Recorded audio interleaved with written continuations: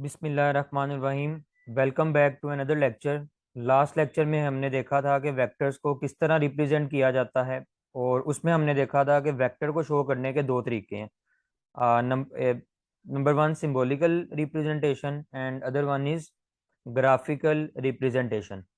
अब ग्राफिकली हमने देखा था कि वेक्टर को एक लाइन सेगमेंट के साथ शो करते हैं, और ऐसी लाइन जिसके एंड पे एक एरो हेड होता है। तो क्योंकि इस लाइन की डायरेक्शन भी होती है तो हम इसे डायरेक्टेड लाइन सेगमेंट का नाम भी देते हैं। अब क्वेश्चन ये है कि ग्राफिकली वेक्टर को एक लाइन सेगमेंट के साथ तो शो करते हैं, लेकिन कहाँ पे शो करते हैं? तो इसका सिंपल आंसर ये होगा कि ग्राफिकली वेक्टर को एक लाइन सेगमेंट के साथ एक ग्राफ में शो करते हैं, और जिस ग्राफ में शो करते हैं उस ग्राफ को हम नाम देते हैं रेक्टेंगुलर या कार्टीजियन कोऑर्डिनेट सिस्टम। तो आज का हमारा जो लेक्चर होगा वो रेक्टेंगुलर या कार्टीजियन कोऑर्डिनेट सिस्टम पे होगा।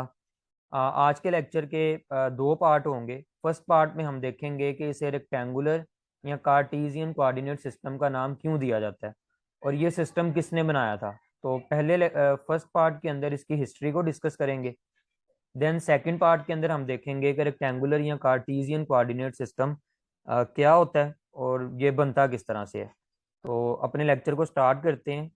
अब अगर हम इसके नाम पे फोकस करें तो रेक्टेंगुलर कोऑर्डिनेट सिस्टम, जैसा कि नाम के लास्ट पे एक वर्ड हमें नजर आ रहा है सिस्टम का, तो असल में ये एक सिस्टम है। ठीक है, तो इसको समझने से पहले हमें पता होना चाहिए कि सिस्टम क्या होता है।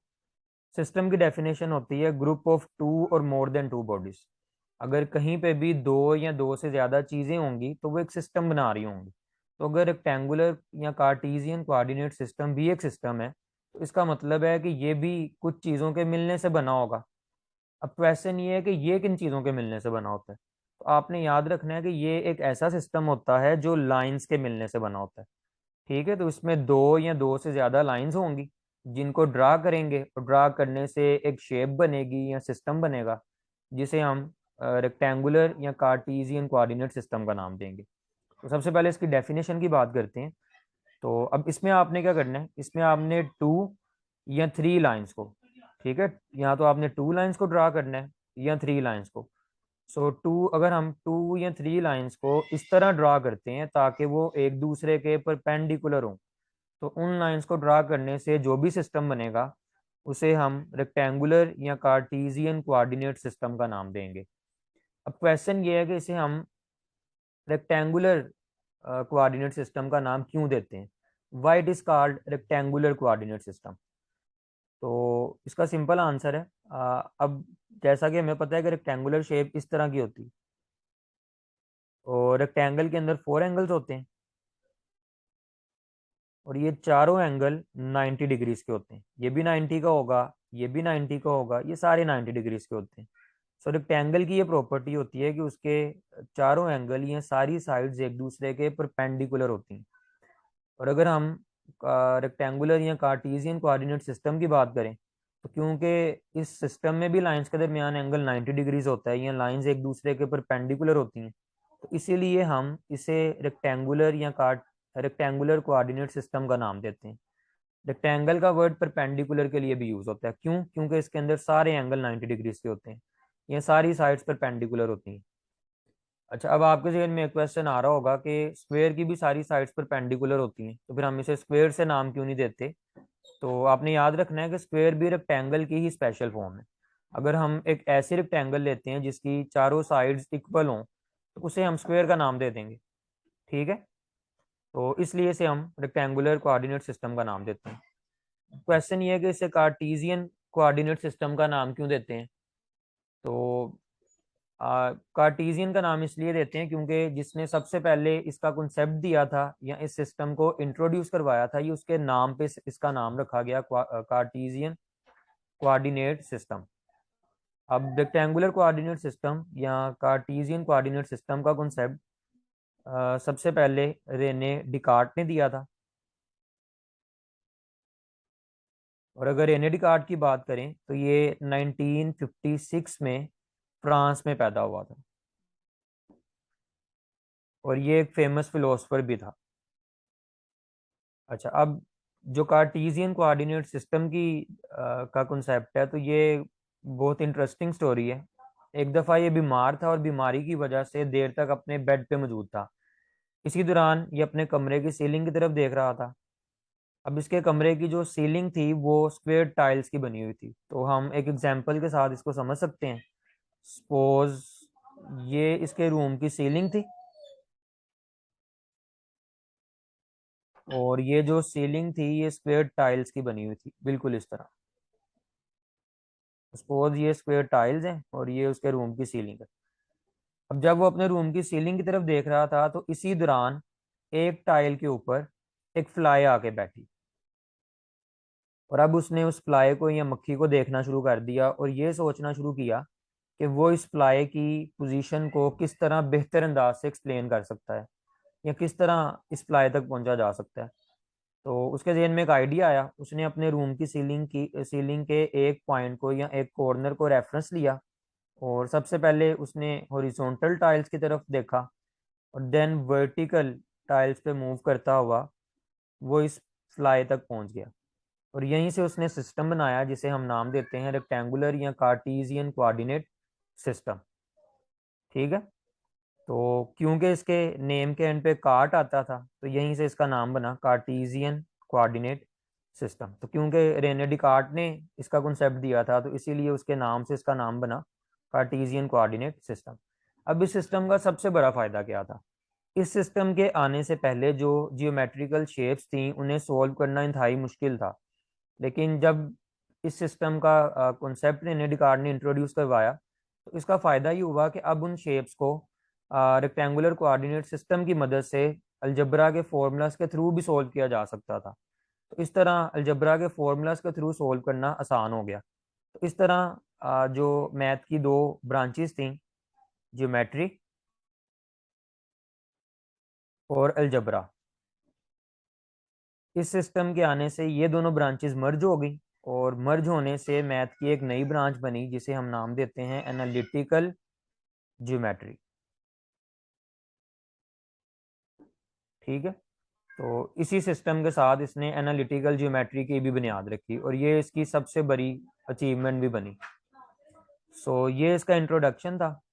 तो अब हम देखते हैं कि रेक्टेंगुलर कोऑर्डिनेट सिस्टम क्या होता है। लेट मी रेज दी व्हाइट बोर्ड।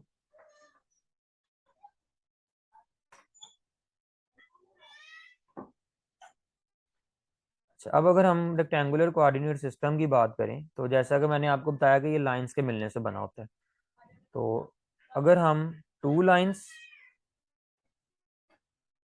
या थ्री लाइंस को इस तरह ड्रा करें ताकि ये लाइंस एक दूसरे के परपेंडिकुलर हों, तो इस तरह इनके मिलने से जो भी शेप या जो भी सिस्टम बनेगा उसे हम नाम देंगे रेक्टेंगुलर कोऑर्डिनेट सिस्टम।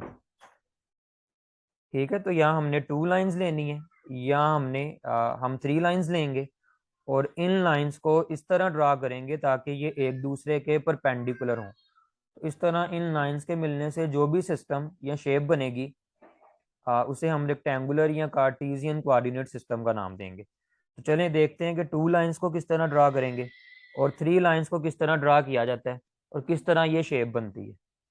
तो सपोज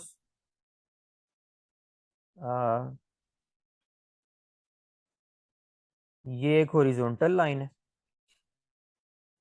ठीक है, एक हमने ये लाइन ले ली। अब दूसरी लाइन हमने इस तरह ड्रा करनी है ताकि वो इसके परपेंडिकुलर हो या इस पे 90 के एंगल पे हो। तो सपोज एक मैं वर्टिकल लाइन को ड्रा करता हूँ इस तरह।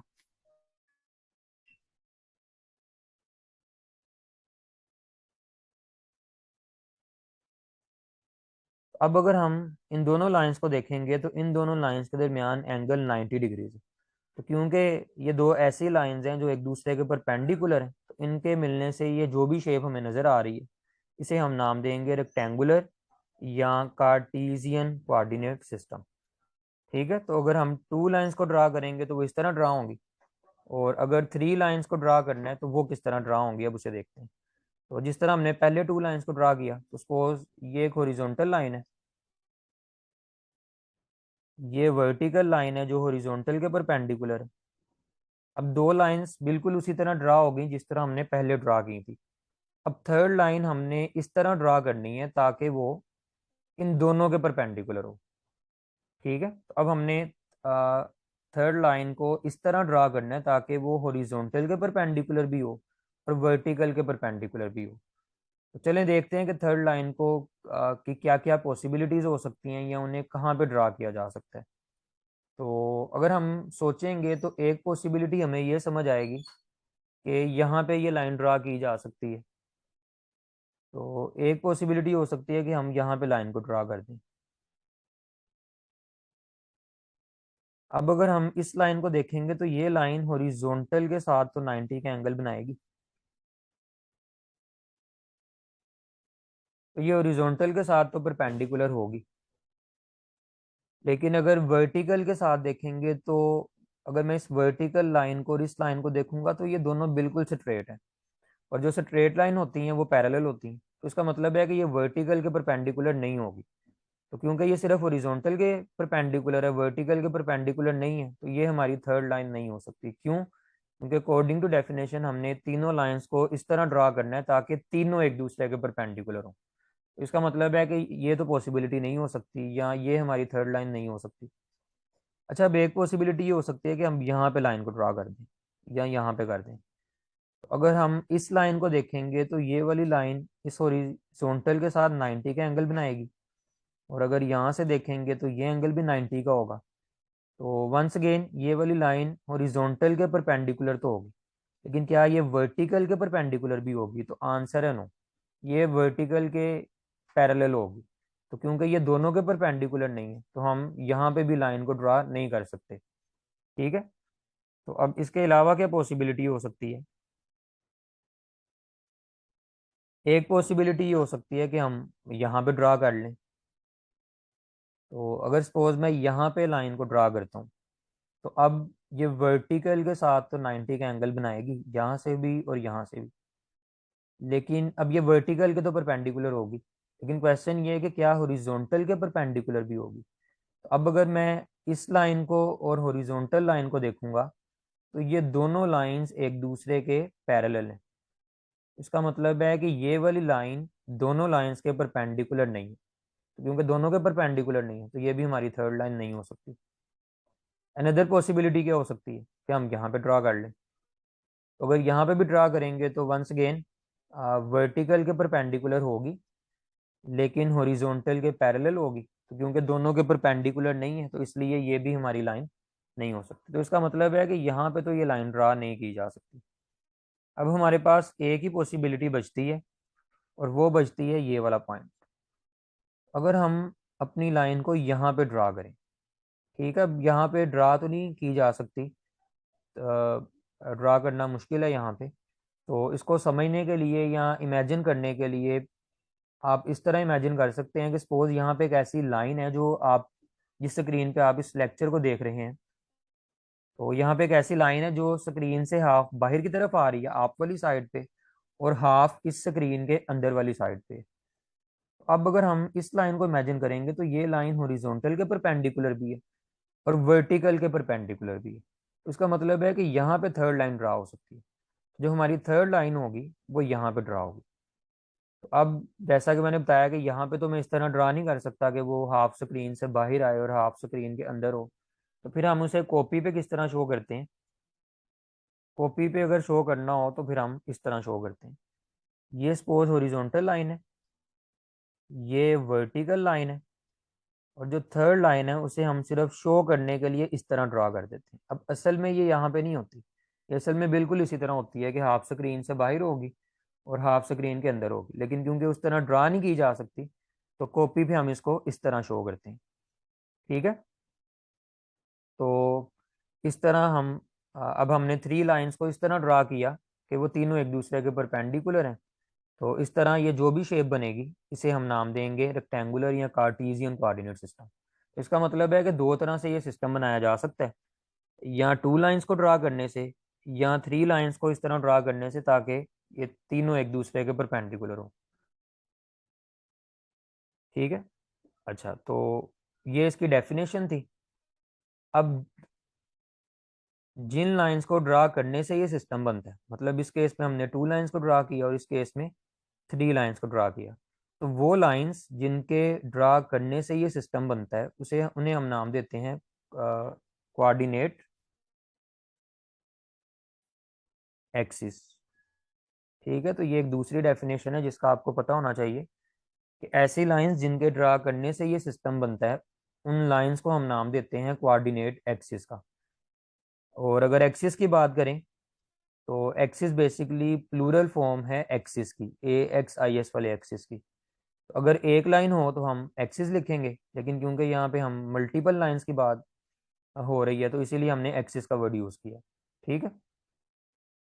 अच्छा, इसी तरह अगर हम इन दोनों सिस्टम्स को देखें, इसको भी और इसे भी, तो दोनों सिस्टम्स के अंदर ये वो पॉइंट है जहाँ पे ये दोनों लाइंस एक दूसरे को इंटरसेक्ट करती हैं। और इसी तरह अगर हम इस केस में देखें तो ये वो पॉइंट है जहाँ पे ये तीनों लाइंस एक दूसरे को इंटरसेक्ट करती हैं। तो इनका जो पॉइंट ऑफ इंटरसेक्शन होता है उसे हम नाम देते हैं ओरिजिन का। ठीक है। तो लाइंस को ड्रा करने से जो शेप बनेगी वो रेक्टेंगुलर या कार्टेशियन कोऑर्डिनेट सिस्टम होगा। जिन लाइंस को ड्रा करेंगे वो कोऑर्डिनेट एक्सिस होंगी, और जिस पॉइंट पे ये एक दूसरे को इंटरसेक्ट करेंगी उसे हम ओरिजिन का नाम देंगे।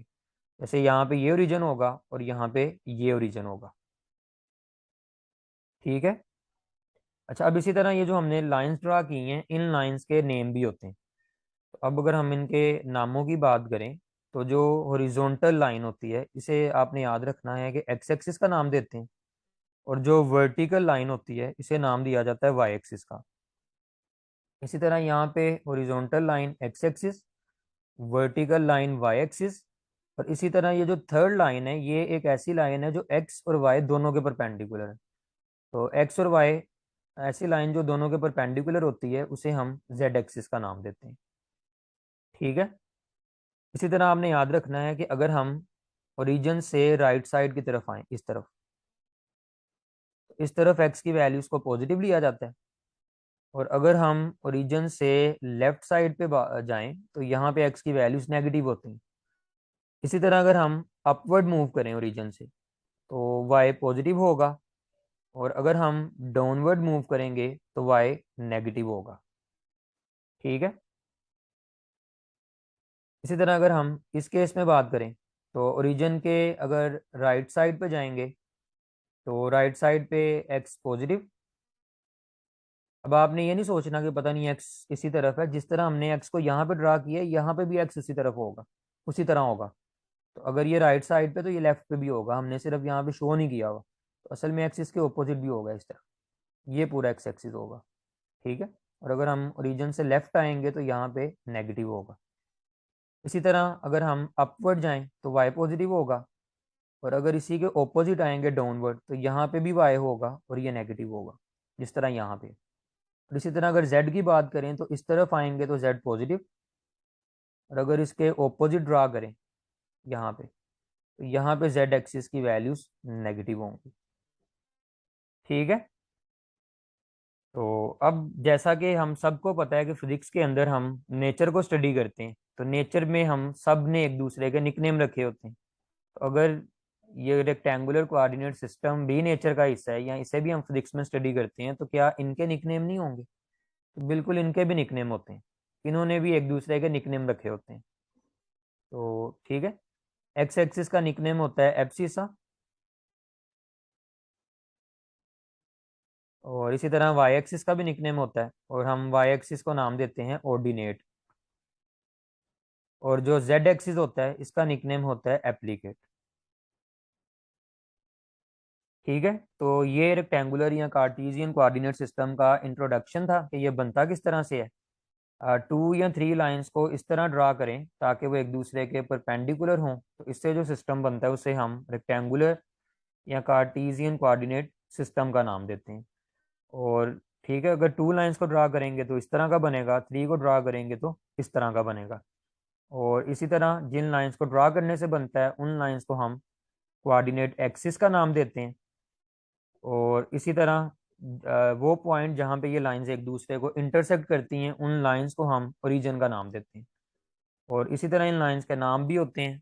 जो हॉरिजॉन्टल लाइन है उसे हम एक्स एक्सिस का नाम देते हैं, वर्टिकल लाइन को वाई एक्सिस का नाम देते हैं, और जो थर्ड लाइन होती है जो एक्स और वाई दोनों के परपेंडिकुलर होती है उसे हम जेड एक्सिस का नाम देते हैं।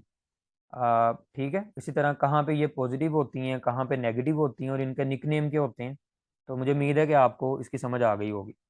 अब इसको याद करने के लिए हम अपने नोट्स पे चलते हैं और वहां से एक बार रीड करते हैं ताकि हमें याद करने में भी प्रॉब्लम ना हो।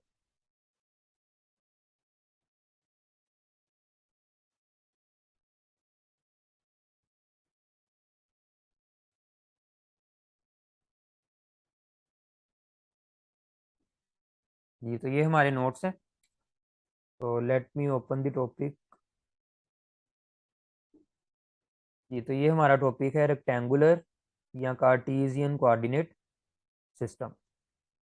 तो अब सबसे पहले इसकी डेफिनेशन को रीड करते हैं। The system made by 2 or 3 reference lines which are drawn at right angle to each other. ऐसा सिस्टम जो 2 या 3 रेफरेंस लाइंस के मिलने से बनता है और ऐसी लाइन जिनको हम एक दूसरे के परपेंडिकुलर ड्रा करते हैं उसे हम रेक्टेंगुलर कोऑर्डिनेट सिस्टम का नाम देते हैं। आ, ठीक है, या कार्टेशियन कोऑर्डिनेट सिस्टम का नाम देते हैं या इसको ऑर्थोगोनल भी कहते हैं क्योंकि ऑर्थोगोनल का मतलब भी 90 डिग्रीज होता है या परपेंडिकुलर होता है। इसी तरह कोऑर्डिनेट एक्सिस क्या होते हैं? 2 or 3 reference lines drawn at right angle to each other are known as coordinate axis. तो वो लाइंस जिनके ड्रा करने से ये सिस्टम बनता है उन्हें हम कोऑर्डिनेट एक्सिस का नाम देते हैं। और ओरिजिन क्या होता है? ये वो पॉइंट होता है जहाँ पे ये लाइंस एक दूसरे को इंटरसेक्ट करती हैं। इसी तरह हमने देखा कि इन लाइंस के नाम भी होते हैं। तो एक्स एक्सिस किस लाइन को नाम देते हैं? जो हमारा हॉरिजॉन्टल एक्सिस होता है, एक्सिस का मतलब लाइन, उसे हम एक्स एक्सिस का नाम देते हैं। और ये राइट साइड पे पॉजिटिव होता है, लेफ्ट पे नेगेटिव होता है और इसका निकनेम एब्सिसा भी होता है।